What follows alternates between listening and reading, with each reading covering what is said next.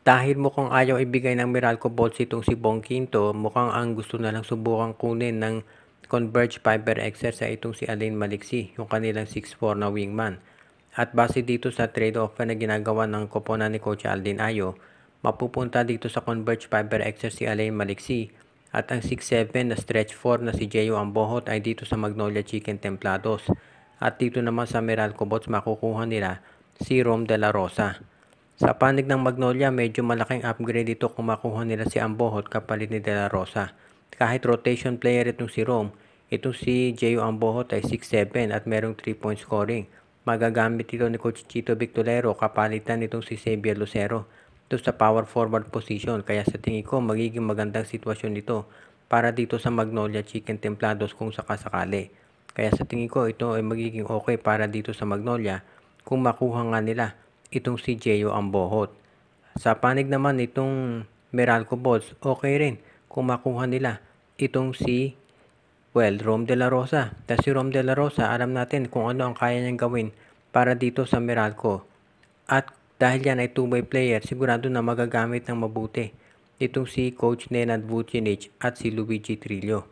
At yan ang sa tingin kong dahilan kung bakit magiging okay na okay ang performance nitong si Rom de la Rosa para dito sa Meralco Bolts. At dito naman sa Converge Fiber XR, sa tingin ko, hindi sila magkakaroon ng issue pagdating dito sa paglalaro dito kay Alain Maliksi. Dahil sa height nito ay magagamit nila yan dahil alam natin na pwede itong magkaroon ng mga mismatch dito sa kanyang posisyon at yan ang hinahanap ng mga teams ngayon para dito sa Converge Fiber XR. At sa tingin ko dahil balance yung trade na to, siguradong aaprubahan to agad ng PBA Trade Committee at hindi magkakaroon ng delay sa approval nito sa ngayon. Ang Phoenix Fuel Masters ay nakakuha ng big man dito sa nakaraang draft, ang 6'7 na si Caim Balungay. Pero mukhang hindi pa sila kontento dyan at gusto nilang humanap ng iba pa na pwedeng idagdag. At tumitingin sila dito sa Rain or Shine Elasto Painters kung makukuha nila itong si Leonard Santillan. Si Leonard Santillan ay isa doon sa mga power forwards na ginagamit ni Coach Yeng Giao. Pero mukhang gusto ng Phoenix na makuha ito at willing sila na ipalit itong si Sean Manganti at itong si Kenneth Taffin para sa nasabing player.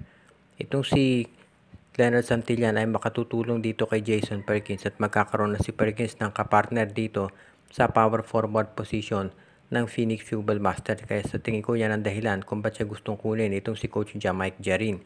Ngayon kung sakali naman dito sa panig ng Rain or Shine, hindi naman sila malulugi sa trade dahil makukuha nila itong si Kenneth Taffin and of course alam natin si Sean Manganti. Yung laro ni Sean Manganti ay masipag na rebounder at yan ang talagang gusto ni Coach Yeng Giao. At ito naman si Kenneth Taffin, parang Gabe Norwood yan na mas mahusay sa 3-point scoring. Kaya ito sa tingin ko magiging fair na trade ito kahit na dalawa ang maibibigay ng Phoenix dahil alam natin kung ano ang kalibre nitong si Leonard Santillan. Ito ngayon ang aabangan natin mabuti kung matutuloy dahil ito ay dalawang transaksyon o isang transaksyon ng mga independent teams. Sa panig ng Rain or Shine Elasto Painters, sa tingin ko, pwede na nilang i-trade talaga ito si Santillan dahil marami na silang big men ngayon na nakuha dito sa kanilang mga draft picks. Alam natin si Villegas, si Datu, nandiyan na. Plus, alam natin si Kaylan Tiongson, pumirma na ng kontrata dito sa Rain or Shine at nandiyan pa itong si Bob Belga na maganda pa rin ang nilalaro.